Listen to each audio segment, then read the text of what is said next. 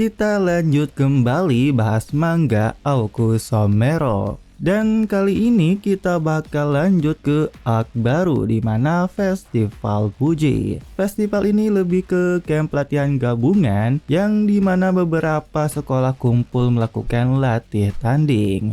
Nah, bagaimana dengan SMA Soryo? Langsung aja kita bahas.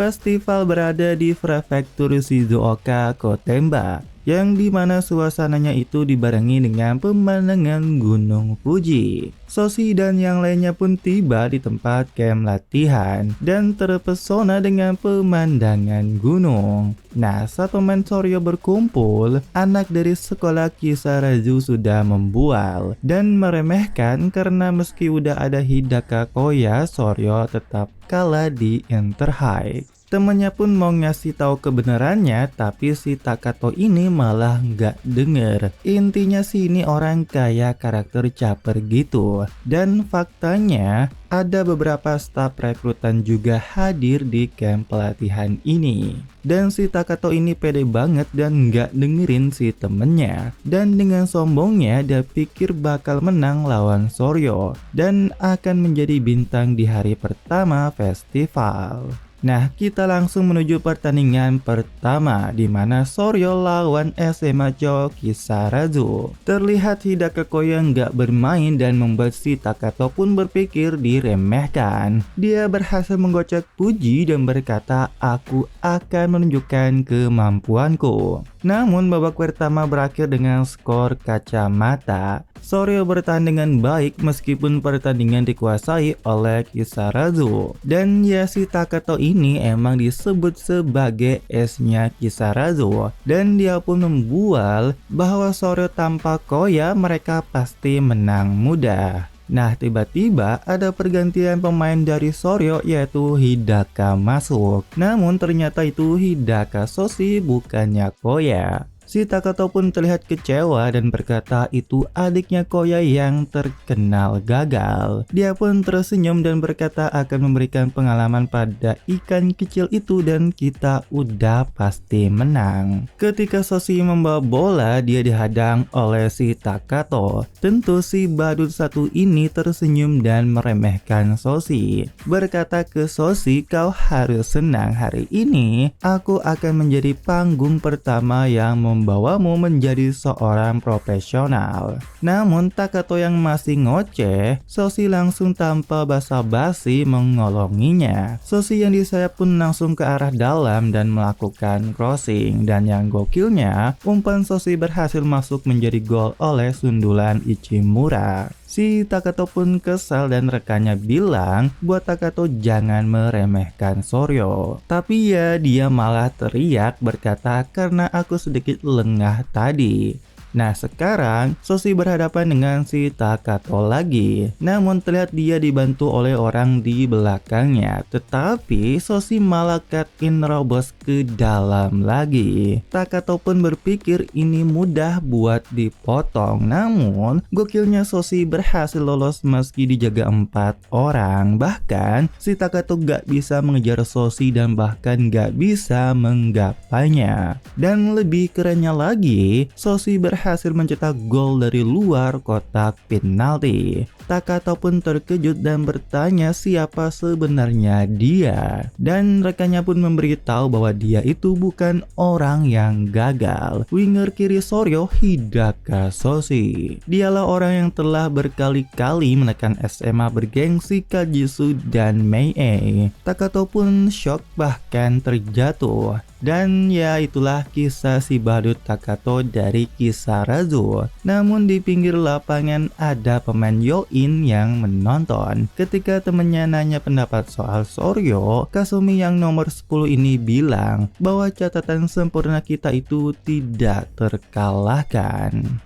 Nah, pertandingan pertama selesai, sekarang Soshi dan yang lainnya melihat kamar mereka yang bersih. Kamarnya dibagi beberapa grup dan di sini Soshi, Kurokawa, Kaneko, dan Hinomoto sekamar. Dan tentu Kurokawa dan Soshi ribut dengan keputusan kenapa mereka berdua sekamar. Nah, tiba-tiba ada Sasori Senpai yang mengajak mereka untuk ikut. Dan ternyata ada tradisi untuk kelas 1 yang baru pertama ikut camp pelatihan yang dimana disuruh nyuci dan menyelesaikan semua urusan dengan seragam. Kurokawa dan Kaneko pun kesal dan si Soshi malah dengan santainya berpikir lebih banyak deterjen dia tuang akan semakin baik. Soshi dan Koya pun ngobrol soal Puji yang bermain sangat baik hari ini. Namun Puji sendiri malah memuji balik lagi ke Soshi dan dia berkata gampang karena lawannya seperti itu. Puji yang mendengar seolah lawan hari ini gampang dari Soshi membuat dia berpikir Soshi emang gak berlebihan dan itu membuat dia ingin mencoba bermain lagi.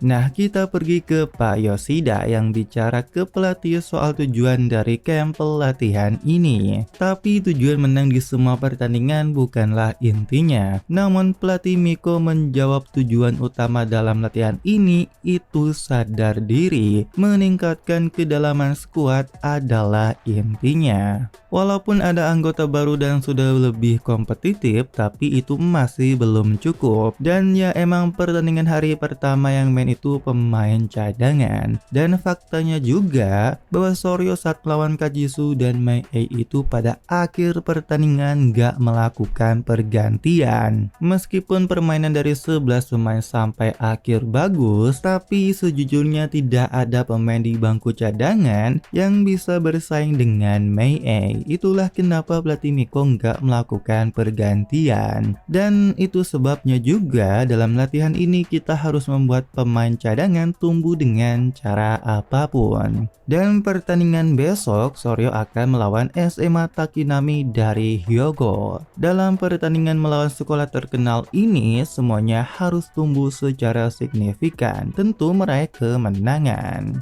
Nah, ternyata Soshi disuruh nyuci ulang dan dia jadi telat makan. Namun ketika dia ingin pulang, dia terkejut mendengar teriakan dari seorang cewek. Dia pun melihat apa yang terjadi dan dia terkejut ketika melihat orang yang keluar dari kolam renang dengan loncatan tinggi. Apalagi orang tersebut adalah orang asing yang cukup aneh. Dan faktanya cewek yang teriak tadi itu meneriaki orang tersebut dan dia adalah si Leonardo Jet. Leonardo yang dikerumuni cewek pun melihat Soshi dan tertawa sambil berlari ke arah Soshi. Soshi tambah terkejut karena dia malah kena kabedon. Leo menanyakan apakah benar itu Soshi dari adik Koya. Dan dia juga memberitahu bahwa dia itu salah satu generasi emas sama seperti Koya. Bahkan gak hanya salam aja, dia malah ngajak bertarung kepada Soshi di saat itu juga. Soshi yang terjebak di situasi itu pun terkejut dan ketakutan. Namun tiba-tiba ada kaki yang melayang tepat ke arah kepala si Leonardo. Dan ternyata itu adalah adiknya si Leonardo. Setelah memarahi kakaknya, dia langsung menuju ke Soshi meminta maaf atas masalah yang ditimbulkan oleh kakaknya. Dan dia adalah adik dari Leonardo Jet, Rihanna Jet. Dan di sini kayaknya Rihanna ini suka sama Koya karena dia malu-malu buat nanya di mana Koya kepada Soshi.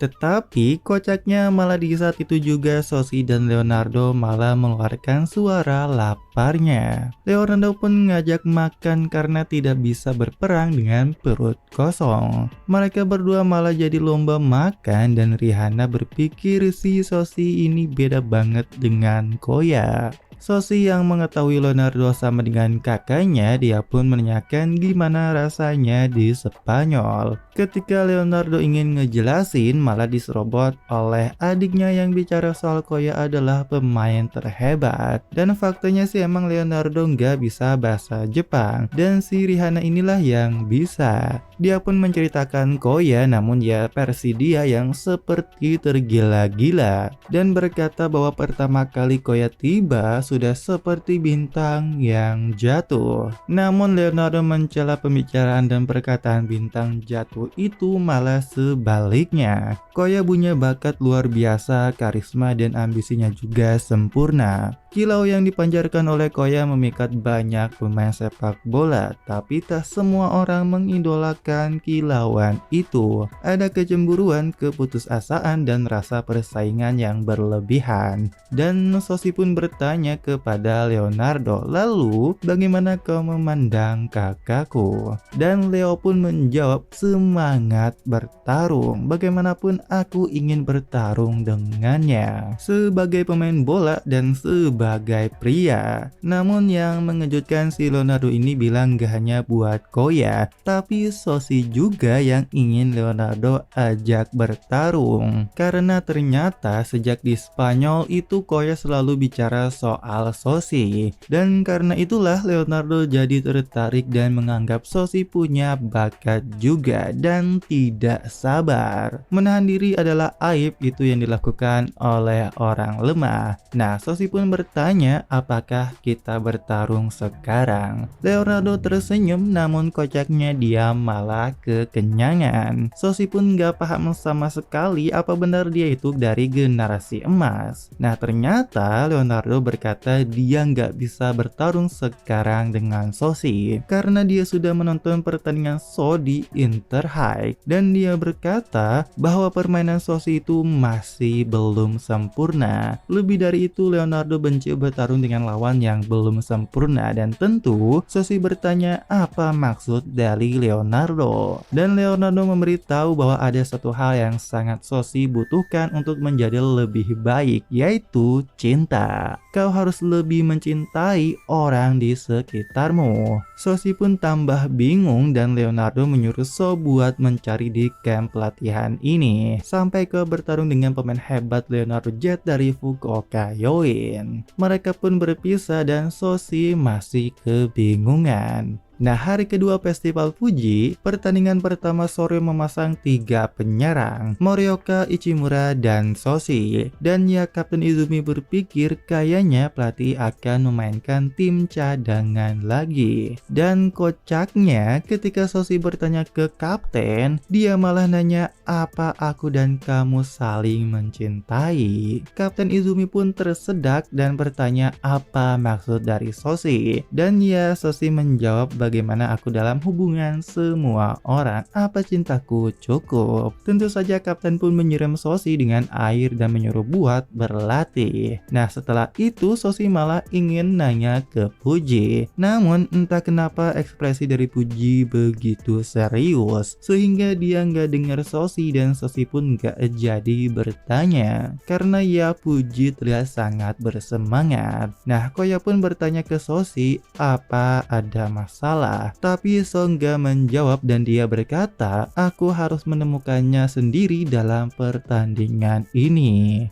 Dan SMA Takinami ini tuh layaknya militer, dimana terlihat mereka pemanasan aja teriak keras banget seperti prajurit. Hal ini mengejutkan orang yang menontonnya, tapi yang lebih mengejutkannya lagi adalah dimana si Leonardo tepat di belakang mereka dengan aura seramnya. Nah, ada rekannya datang juga berkata tumben sekali Leonardo datang dan menonton. Dia adalah kapten kelas 3 Fukuoka Yoin, Kazumi Sakaki, dan bersama junior yaitu Kasumi Nanahara kelas 2. Karena kapten gak bisa bahasa Inggris, dia menyuruh Kasumi, tapi ya Kasumi sendiri pun masih belajar. Kapten mereka berkata lebih tertarik SMA Takinami daripada Soryo. Alasannya adalah satu kata, yaitu legenda. Faktanya lebih dari 10 tahun yang lalu mereka meraih 3 kali juara nasional dengan gaya sepak bola berlari terus. Ketika pertandingan dimulai, kau akan terkesima dari sepak bola Takinami.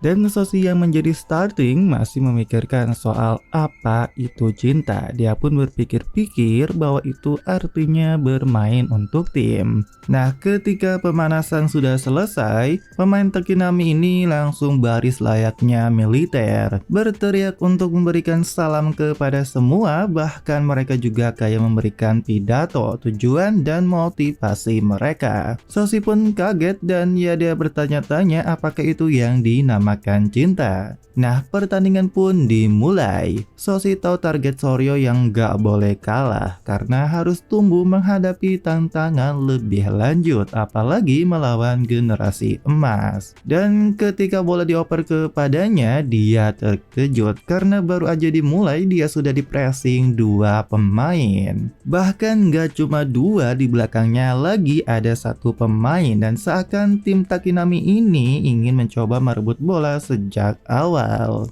Sosi pun gak punya pilihan dan mengoper kepada Puji yang di belakangnya. Namun yang mengejutkannya, lawan yang menghadang Sosi tadi langsung lari menghadang Puji juga. Pressing yang sangat tinggi tentu membuat Puji kehilangan bola dan terjadi serangan balik pendek. Lawan pun langsung melakukan crossing dan untungnya ada Sachijima yang berhasil menghalau sundulan dari lawan. Namun tentu hal ini membuat pemain Soryo terkejut. Dan inilah permainan dari Takinami, pressing militer. Secara sederhana ini seperti pressing tinggi yang sangat ekstrim, di mana semua orang bergerak serentak dengan presisi tanpa kesalahan. Bahkan teknik mereka ini dianggap yang terbaik di seluruh Jepang. Tapi Kasumi bertanya kalau dari awal bukannya mereka nggak bisa mempertahankan hingga akhir. Namun Kazumi menjawab itulah yang menakutkan dari Takinami. Tim sepak bola Takinami ini seakan pasukan militer sungguhan. Mereka disiplin dan berlatih berat setiap hari, sehingga membangun mental kuat dan daya tahan tak terbatas. Dan Leonardo pun tersenyum ingin melihat bagaimana Sosi menghadapinya, karena kalau nggak bisa tidak akan sampai kepadanya. Sosi sendiri masih mikirin apa itu cinta, tapi ya dia bilang nggak ada waktu untuk memikirkan hal seperti itu.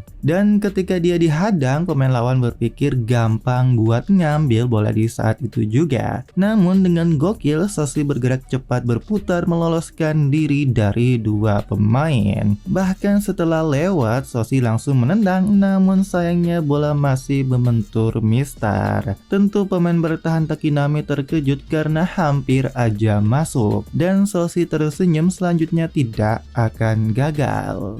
Di cuaca yang sangat panas lebih dari 30 derajat, pertandingan semakin ketat. Bahkan pressing dari Takinami nggak berhenti meski cuaca panas. Puji yang ngerti pressing Takinami yang terus berlanjut bakal ngerepotin. Berpikir untuk melakukan sesuatu karena kemarin dia juga nggak bisa apa-apa. Karena dia juga udah tahu kenapa dia dipilih jadi starting. Karena ini kesempatan terakhir baginya untuk membuktikan.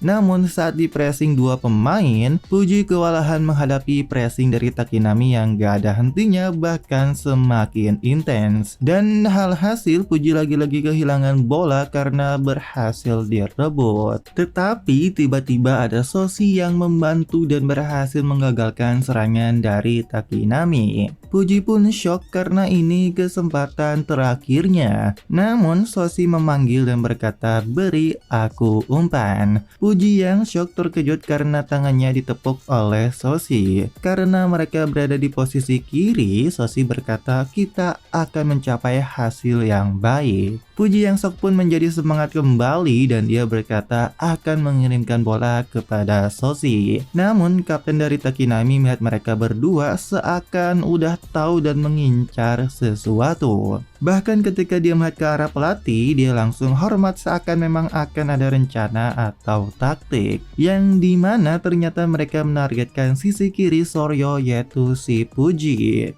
Nah, peluang pertama Ichimura dari garis depan, namun dia nggak bisa maju karena dihadang dua pemain. Di saat itu pula Puji ada di ruang kosong. Bahkan Puji sendiri pun berpikir dia bebas dan bisa mengembangkan permainan lewat sisi karena ya dia emang nggak dijaga. Puji pun meminta bola dan Ichimura memberikan kepada Puji. Tapi si Leonardo bilang bahwa Takinami ini sengaja membuat ruang kosong untuk nomor 22. Dan ya sepertinya tim Takinami memang bukanlah tim yang hanya berlari tanpa arah dan memberikan pressing sembarangan. Karena saat ini Takinami sedang mengalihkan fokus pada sisi kiri Soryo. Yang dimana ketika bola diberikan Puji yang kosong tadi, tiba-tiba sudah ada 3 orang yang mempressingnya. Tentu dong Puji shock dan gak nyangka. Dan Kapten Takinami menyuruh untuk merebut bola dengan bersih. Kapten Izumi pun teriak berkata jangan terlalu dipaksa kepada Puji. Tapi ya terlihat Puji sendiri gak ingin membiarkan direbut lagi.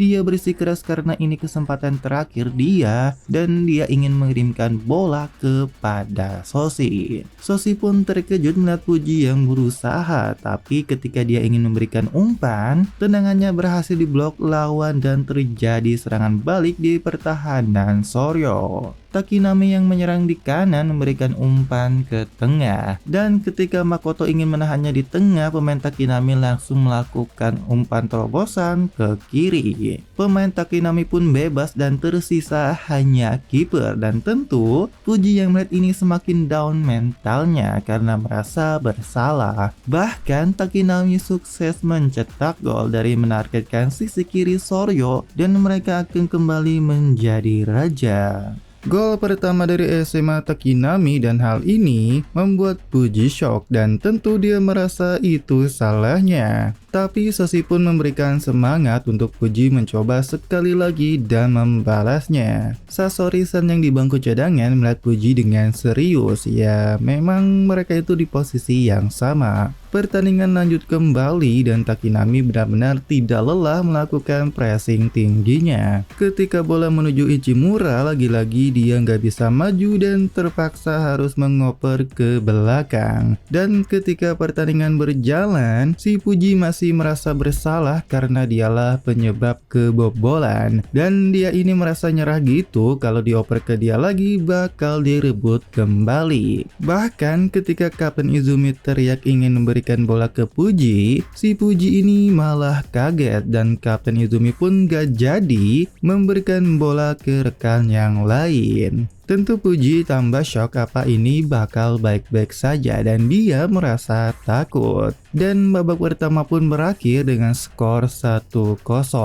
Meskipun hanya 1 gol, Takinami membuat gol yang ideal dan membuat keadaan Soryo dalam masalah, apalagi untuk bek kiri Soryo. Ya, Leonardo pun berkata nggak ada pilihan lagi selain mengganti Puji, karena kalau ada pemain mental lemah di lapangan, kita tidak bisa memenangkan pertandingan sepak bola. Puji pun kayaknya kena mental, apalagi ini kesempatan terakhir dia. Dan dia berpikir juga kekuatannya nggak cukup menandingi kekuatan timnya sendiri. Ya, pelatih Miko yang melihat pun mengerti keadaan Puji. Namun tiba-tiba Sasori duduk di sampingnya berkata pasti berat banget ya sebagai fullback. Seperti hari ini mudah kena tekanan dari pressing dan harus lari keras baik dalam serangan maupun bertahan. Meski sepele, tugasnya berat banget dan karena nggak populer nggak jadi idaman. Puji pun terkejut, tapi ya Sasori Senpai berkata begitulah posisi back sayap ini nggak bisa dihindari. Posisi ini mungkin paling bebas dan penuh potensi yang tak terbatas. Aku selalu berpikir kau bisa lebih banyak berkontribusi di posisi ini. Tapi ya Puji menjawab tetap saja, namun dipotong Sasori. Dia merangkul Puji berkata pasti kau bisa. Aku selalu memperhatikan permainanmu saat latihan. Aku yang bilang begini pasti kau bisa percaya diri. Apalagi si bodoh itu juga percaya padamu, siapa lagi kalau bukan Soshi. Sosi datang ke Puji buat bertanya dia harus apa di babak kedua agar bisa memudahkan Puji karena Puji terus mendukungnya dengan terus bergerak ketika Sosi dikelilingi. Tapi Sosi sendiri kesulitan mendapatkan posisi yang baik. Namun Puji bertanya, apa kamu pikir aku bisa melewati pressing dari Takinami? So pun menjawab, tentu saja, siapa menurutmu yang paling banyak berlatih sendiri, jadi tentu kau pasti bisa. Dan yang lebih penting lagi, aku ingin mencetak gol dari assist darimu. Puji pun terdiam mendengar perkataan dari Sosi dan sadar Sosi percaya padanya. Pelatih dan Sasori pun tersenyum dan tiba-tiba Puji berdiri menepuk tangan Sosi dan berkata, aku akan melakukannya. Aku akan memberikan umpan terbaik yang pernah ada. Puji pun berkata kepada pelatih, di babak kedua beri aku kesempatan lagi. Aku tahu tampil buruk di babak pertama, beri aku 10 menit, aku pasti akan membuktikan kemampuanku. Pelatih Miko pun tersenyum dan berkata, aku kan tidak pernah menyebutkan akan menggantimu. Tunjukkanlah padaku keberadaanmu. Dan tentu Puji menjawab iya. Babak kedua pun dimulai dan yang nonton pada kaget karena nomor 22 atau Puji tidak diganti. Namun beda dengan Leonardo, dia melihat tekad dalam matanya. Dan Puji sendiri percaya diri bisa melakukannya, potensi seorang fullback. Dia berpikir nggak punya kecepatan seperti Sasori-san, jadi ya jika dia cuma main di pinggir lapangan dia cuma akan terus di pressing. Jika begitu tidak ada pilihan lain. Secara gambaran Puji ngerti tapi dia ragu apa bisa melakukannya. Dan ketika dia melihat Sasori yang tersenyum, Puji mengsugesti dirinya untuk percaya pada diri sendiri. Aku akan melakukannya, inilah cara untuk berterima kasih kepada Sasori-san dan memberikan assist kepada Sosi. Nah, saat bola keluar, Kapten Takinami teriak buat terus melakukan pressing dan dia juga nggak nyangka Soryo tetap memainkan Puji. Dan lagi-lagi dia memerintahkan rekannya mempressing dengan cara yang sama. Saat mereka menghadang Sachijima, lagi-lagi Puji dibiarkan kosong sendirian. Dan Sachijima pun gak ada pilihan selain mengoper kepada Puji. Pemain Takinami yang menjaga Puji pun menunggu bola operan. Namun Puji terlihat sangat fokus dan mengingat bahwa tidak ada posisi lain yang sebebas fullback yang memiliki potensi tak terbatas. Puji pun dengan tiba-tiba meminta bola sambil lari ke tengah kepada Sachijima. Tentu semua orang terkejut karena Puji pergi ke ruang tengah. Namun Sachijima tetap mengopernya dan yang gokilnya, Puji melakukan one touch langsung memberikan umpan lagi kepada rekannya yang lain. Lawan yang menjaganya pun bingung gak tahu apa yang terjadi. Dan gak hanya sampai di situ, Puji berteriak untuk mengoper ke depan kepada Sosi. Bola pun sampai kepada Sosi dan dia sekarang berhadapan 1 lawan 1.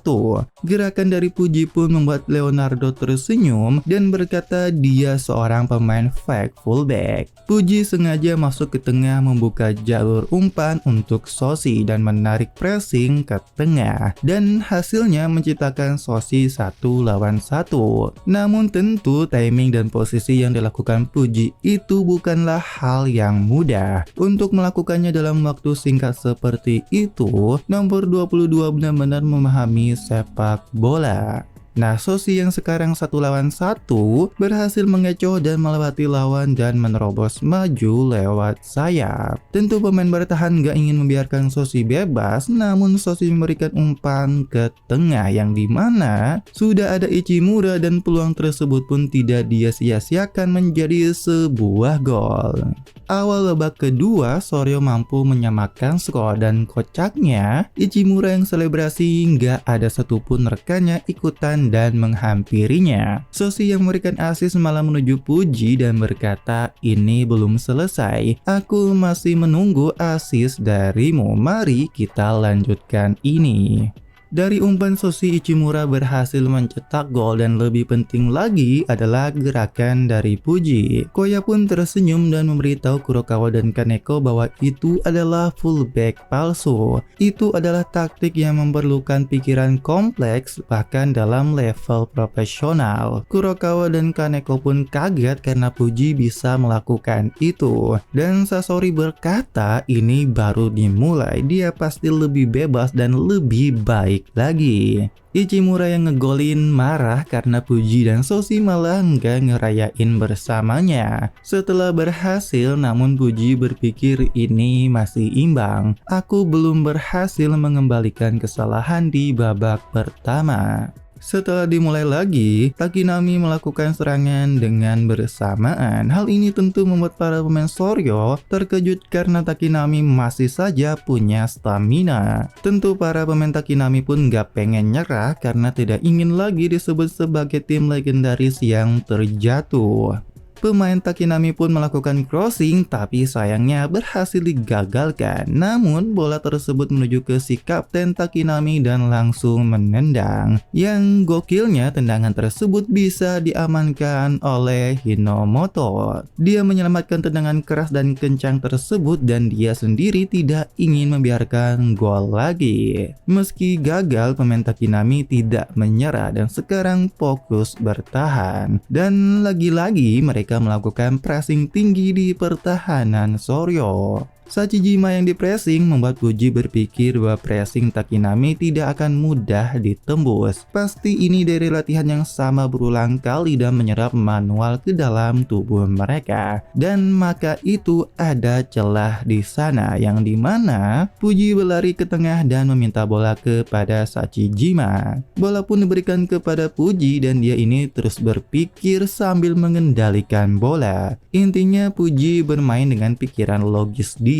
Seperti lawan yang lebih waspada kepada Soshi membuat dia bisa melihat ke depan. Sasori pun bilang kadang satu pengalaman sukses sudah cukup. Orang-orang seperti itu bisa mendapatkan sedikit rasa percaya diri bahkan dengan hasil yang kecil. Puji pun memberikan bola kepada kapten dan kapten sendiri pun tersenyum karena Puji tidak panik saat di pressing. Tetapi setelah mengirim bola, si Puji ini malah minta bola lagi kepada kapten, yang dimana si Puji ini terus bergerak ke arah tengah dan kapten Izumi pun berpikir bahwa si Puji ini punya sesuatu yang dia rencanakan. Mereka pun melakukan one-two dan hal ini membuat Kaneko dan Kurokawa panik sendiri karena Puji jauh banget dari posisi dia. Puji yang membawa bola ke tengah dipressing oleh 3 pemain lawan dan lawan pun berpikir si Puji ini merasa senang karena permainan dia sebelumnya, tapi ya ini terlalu nekat. Bahkan setelah itu Puji dikelilingi 4 orang, tetapi Koya berkata ini bukan terlalu berani atau nekat. Puji telah bermain dengan kami dan bola lebih dari siapapun, dan dengan gokil dia berhasil mengirimkan umpan kepada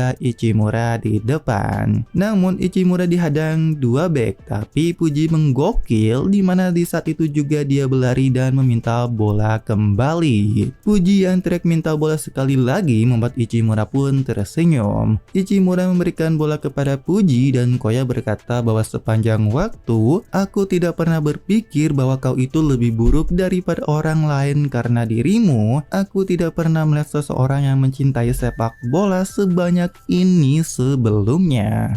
Puji yang membawa bola dan dihadang Masai kapten Takinami membuat Masai terkejut karena si Puji ini memberikan crossing bukan dengan kaki utamanya. Hal ini bahkan membuat pelatih Miko terkejut dan umpan crossing dari Puji pun mengarah ke sisi lapangan. Dan ternyata tujuannya dari awal adalah menuju kepada Soshi. Soshi pun tersenyum dan berterima kasih karena umpan dari Puji tidak disia-siakan dan Soshi berhasil mencetak gol yang sungguh keren.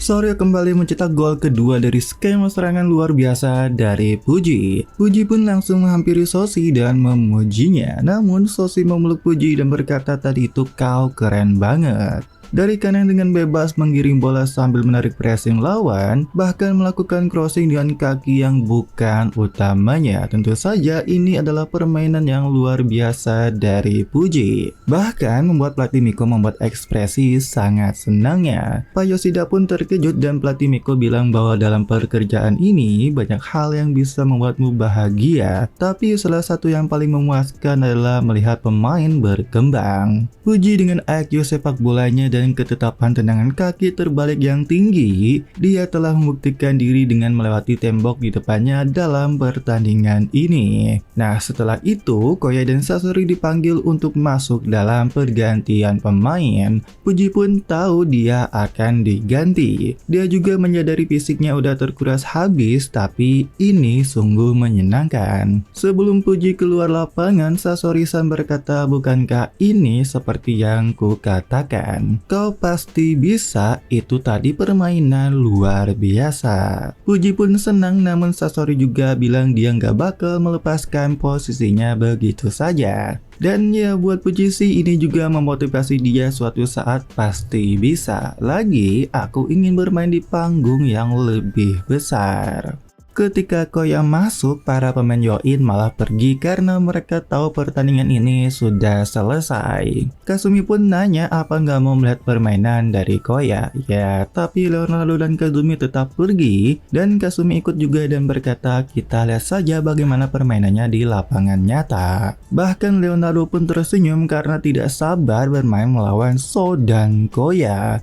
Soro yang mengganti pemain intinya membuat Takinami nampak nyerah. Namun Masai teriak, "Ini kesempatan kita. Jika bisa membuat kejutan dengan membalikkan keadaan melawan Soro yang diperkuat Hidaka Koya, maka kita akan membuktikan kepada dunia bahwa kita telah bangkit kembali." Pertandingan dimulai kembali, Takinami masih tidak bisa membalas gol dan kali ini serangan dari fullback kiri Sasori. Tentu dong dia lari kencang karena itu keahliannya. Dia pun memberikan bola ke tengah tepat kepada Koya, yang dimana dia sudah dikelilingi 4 orang sekaligus. Para pemain yang menjaga Koya pun terus mencoba merebut bola dan yakin mereka bisa membalikkan aliran permainan kepada Takinami. Namun dengan gokil, Koya mengeluarkan skillnya yang berhasil melewati dengan mengolongi Masai. Koya pun lolos dari kepungan 4 orang dan tentu membuat Masai kesal dan mengingat bagaimana dia terus berlatih dengan pelatihnya.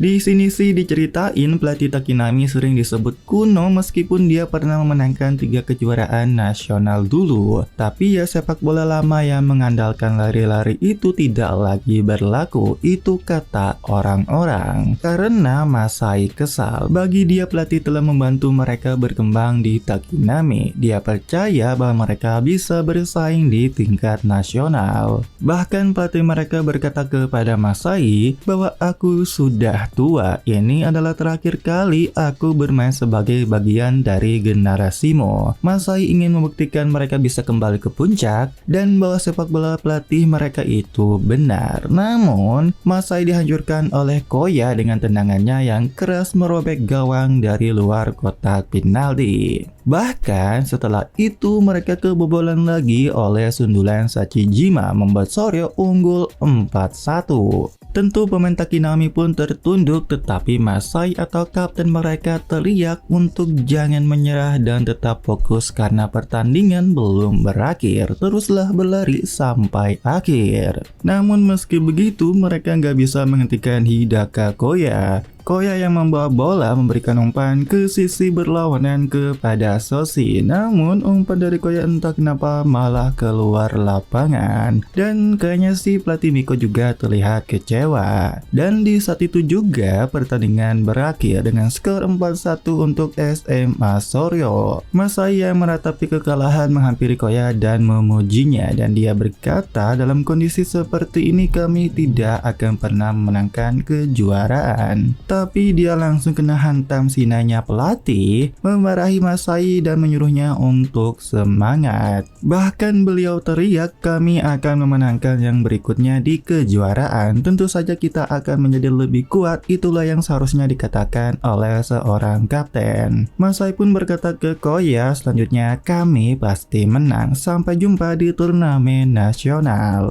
Nah, di bangku cadangan, semua pemain Soryo berisik merayakan kemenangan mereka. Apa ini serius kita bisa memenangkan semuanya? Tapi, tiba-tiba si Kazumi nongol dan berkata, sayang sekali kami yang akan memenangkan semuanya. Semua pemain Soryo pun terkejut, apalagi Soshi yang kesal dan seakan ngajak berantem berkata jangan seenaknya masuk begitu saja. Dan ternyata mereka itu tim yang akan bermain selanjutnya. Tentu Soshi pun diketawain oleh Kurokawa dan Kaneko. Soshi juga bingung, seakan pernah ingat sekolah Yoin, dan tiba-tiba si Leonardo menyapanya tepat di belakang. Memberikan salam penuh semangat dengan bahasa Itali, si Leonardo ini kayaknya tinggi banget sampai tenda pun gak cukup buat tinggi dia. Dan ketika pelatih Miko berkata dia benar-benar ada di Fukuoka Yoin, semuanya terkejut karena mengetahui Leonardo adalah salah satu generasi emas. Yang kocaknya dia malah langsung ngajak makan malam ke pelatih Miko dan langsung ditolak. Koya pun berkata si Leo ini gak pernah berubah, dan ketika Leonardo bertemu Koya, dia melakukan salam meskipun gak kompak sama sekali. Leo berkata mari bertemu lagi lain waktu, pertandingan kalian sangat menarik. Seorang pemain sepak bola sejati harus bisa memikat penonton dengan pertandingan. Untuk kalian aku akan memberikan yang terbaik. Dan sambil melepaskan bajunya, Leonardo berkata aku akan menunjukkan kemampuan sebenarnya. Meskipun ya dia langsung lari ke arah cewek-cewek yang meneriaki dia. Kapten Izumi pun bertanya apa dia itu beneran dari generasi emas, dan ya Koya menjawab soal kekuatannya sih itu benar karena dia adalah generasi emas pria yang paling tangguh. Bahkan ternyata Koya nggak pernah berhasil sekalipun mengalahkannya.